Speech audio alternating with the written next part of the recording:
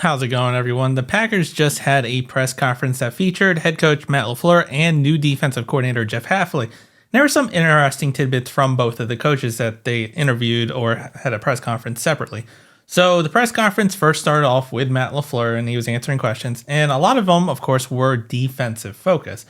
So he talked about the process about Joe Barry and how it was a very tough decision and a lot of thought and deliberation went into it. But at the end of the day, he has to make the tough decisions and make the right call that he felt was best for the team. And that was Joe Barry leaving the team, which is the best call. And continued to talk further along that he interviewed a lot of candidates, but he was very impressed with Jeff Hafley's ability to lead and connect with the players.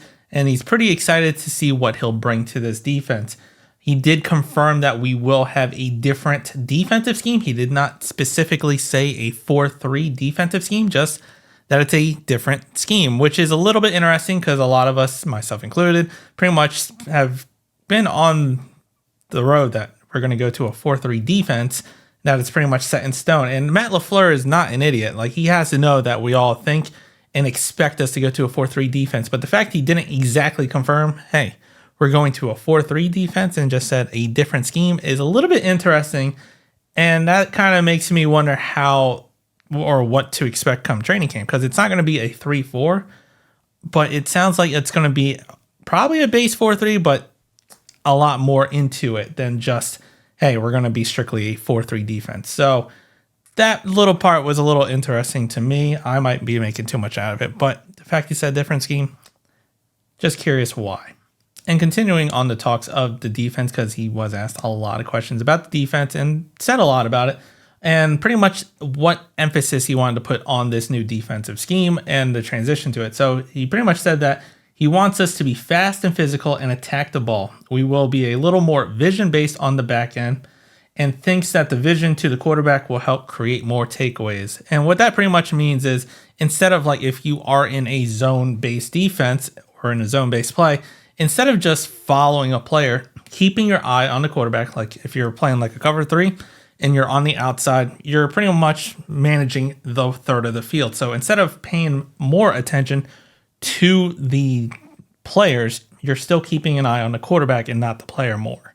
And I can see how this thought process probably could lead to more takeaways, because you're reacting more to the quarterback and him throwing instead of, well, the player. And receivers have gotten so good with like late hands to where it's hard to react sometimes to receivers. So going to a more vision base, he believes that we could have more takeaways, and where we definitely lacked in turnovers last season, or takeaways. And now moving away from the defensive talk, he also did talk about our old strength and conditioning coach and Chris Gizzi, and that it was another tough decision he had to make, and he didn't exactly blame him for all these soft tissue injuries in 2023, but he feels like new leadership would be beneficial.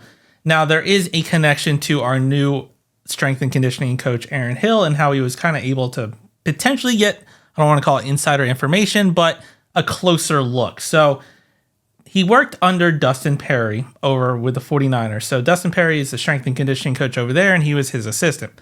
Dustin Perry, who's currently the 49ers strength and conditioning coach, is also Matt Lafleur's wife first cousin. So there is a direct relationship right there. So he could have had a little bit more insight on who Aaron Hill was, his work ethic, how he is over there. So that probably helped in landing Aaron Hill the job. Don't know if that's a good or a bad thing, considering it's not exactly his best friend. It's just his wife's first cousin's subordinate. But we'll see how that plays in our injury quest of, well, not being injury. So just a little interesting tidbit on that part. Then lastly, Matt Lafluer did talk about his hiring in Sean Mannion, his new offensive assistant, and pretty much how we actually stole him. And it's not from the Minnesota Vikings. It was actually from the Chicago Bears. So apparently, Sean Mannion had an interview with the Chicago Bears, and he hit up Lafluer, tried to bounce some ideas and get ready for the interview. And Matt Lafluer was so blown away, he said, hey, after your interview with the Chicago Bears, come interview for us. And he must have blown Matt Lafluer away with his interview as well after the Bears, that he decided to hire him and take him away from the Bears. So once again, still owning the Bears in the offseason. And that was pretty much the main points of Matt Lafleur's press conference. Now we're going to go to Jeff Hafley, who made his first media availability and press conference to the Packers. And he made me a believer. He definitely had a very good first press conference, and it's only the first step, but he said a lot of good things. And the energy that he exuded was apparent from the start of it. Like he is definitely a more hoorah kind of defensive coordinator. So to start off, why did he come to Green Bay? His top reason was because he wanted to play under Matt Lafluer. He previously worked with his brother Mike Lafluer and also Kyle Shanahan and Robert Saleh, and they had a lot of good things to say about Matt Lafluer. So he wanted to work for Lafluer, which is great to hear. And he also complimented Brian Gutekunst for the talent acquisition, especially in the recent years and on the defensive side. And he's very excited to work with a defense that has what he feels like a lot of good pieces on it. And also added, and I quote, "It's the Green Bay Packers. This is the mecca of the football world for me." And the guy just lives and breathes football, and that was great to hear. And now for the beliefs that he has on defense, he feels like it really comes down to, can you as a coach take your players and put them in the best position to succeed? And can you, even though that could be scheme, but can you also simplify the process so they can just play fast and just, instead of constantly thinking on the field, they can just react and go make the play. So he wants players to play fast and fearless and just knowing what to do. And that he's also not going to look on any previous work on the Packers defense, especially if we are going to go to a different defensive scheme. He wants to move forward and try to improve on what was already there. So he's currently making his way through the entire defense, calling all the players individually. He did say he didn't get through all the players, but he has been making his way through all the defensive players and calling them up individually. And he wouldn't pretty much say who is a cornerstone or who's pretty much set. He has his ideas, but he wants to give an equal opportunity to all the players on defense to show what they can do and how they play before he makes any final decision. And then he further along the line also said that in this league or in football in general, you have to get after the quarterback and that there are certain downs and distances where you must be aggressive in terms in creating pressure, which was very great to hear because a lot of times all I can think of is like 3rd and 2 or even 3rd and 10 and 3rd and 15. And we're just going to send a 4-man rush up and we're just going to have our cornerbacks play 15, 20 yards back and first down's right there. Just go ahead. So really great to hear. He talked about how he'll like to send exotic blitzes out and try to get after the quarterback. So I was very, very happy to hear.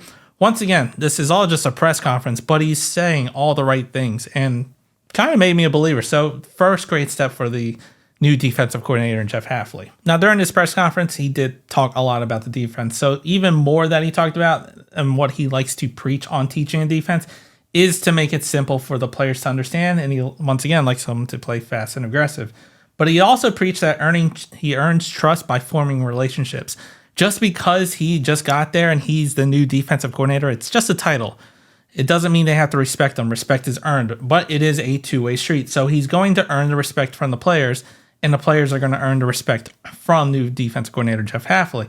And that relationship, once you create it, can bridge ideas. And, just because Hafley sees it this way, but a player might have played it a certain way, he goes up to them like, hey, why did you play that? What were you seeing? Because at the end of the day, the players are playing. And it's that back and forth, earning the respect and trying to come to a collaborative effort in creating the best defense. He did state that he learned a lot from players like Darrelle Revis and Rondé Barber and Richard Sherman, and where he didn't see some things before, and this is where the experience starts coming in. There are some things that he just didn't see, or he's like, why did you play it that way? And he would talk to Sherman. Why wouldn't you ask Sherman, what did you see there? Or Darrelle Revis, hey, what did you see there? Why did you do this? And pretty much adding that onto his defensive coaching. Jeff Hafley also stated that he would like 2 to 3 players going to the ball every single time to have a, once again, very teamwork, collaborative effort in getting the man down. Everything on defense is a collaborative effort and playing for your brother. So he's very big on that. And then the big one, in my opinion, he talked about what he wants out of the safety position. And it is a lot. So what he's looking out of his safety, and it's expected we play probably a single high coverage or what he calls a post safety. He wants a guy that can erase things. someone that can prevent big plays, has the tackle, can rally to the ball, can go from sideline to sideline, can create turnovers, be very good at communication and man coverage. So pretty much he wants the perfect safety, wouldn't we all? So that is going to be interesting. I feel like safety has become the number one position that we actually will probably attack in the free agency, because as of right now, based off the initial draft class, it doesn't look like this is a very good safety draft class, but it is a very good safety free agent class. And of course, the top free agent in Antoine Winfield is available, who can kind of do all that. I don't think we'll get Antoine Winfield, but he is there and he would break the bank. But still, I feel like based off how important the safety position is for Jeff Hafley's defense and where our safety position currently is, because as of right now, we don't have a good safety. They're going to have to make a splash in free agency. And usually we would wait 2-3 days before we sign someone. So we might still do that, or we might be shocked and they'll make a day one signing at free safety. Who knows? But I feel like that right there determines that we're going to probably be big players in the free agent market, at least in the safety position. But we'll see. Then lastly, on all of this press conference, he talked about pretty much matching personnel and the personnel in the field. So pretty much simply stated, he's going to possibly, they might match personnel a lot, or they might go to base sometimes. But when matching personnel, if they get faster, we get faster. If they get bigger, we get bigger. So that's good to hear. And also believes on third down, especially in long third to go situations, it'll be good to have probably 4 pass rushers on the field to get after the quarterback. That's nice to hear, considering I feel like we didn't really have a pass rush in Joe Barry's defense. But all this is very enlightening and a nice change so far from Joe Barry and his ineptitude, it feels like. But that about wraps up the press conference from Matt Lafluer and Jeff Hafley. It went probably just under an hour long. And like I said, Jeff Hafley definitely made an impression on me. And I was already excited for the new season, but I'm even more excited to see what potentially this defense could be under Hafley. He definitely seems like he lives and breathes football, and he just loves coaching. And I've heard from even a lot of ex-players and coaches that players love playing for him, and he gets a lot out of his players. Sherman talked a lot about that to an extension, that players are going to love him, and he's a great defensive coordinator, and I hope he is. But let me know what you think down in the comments. If you liked the video, hit the like button, subscribe to the channel, and as always, go Pack Go.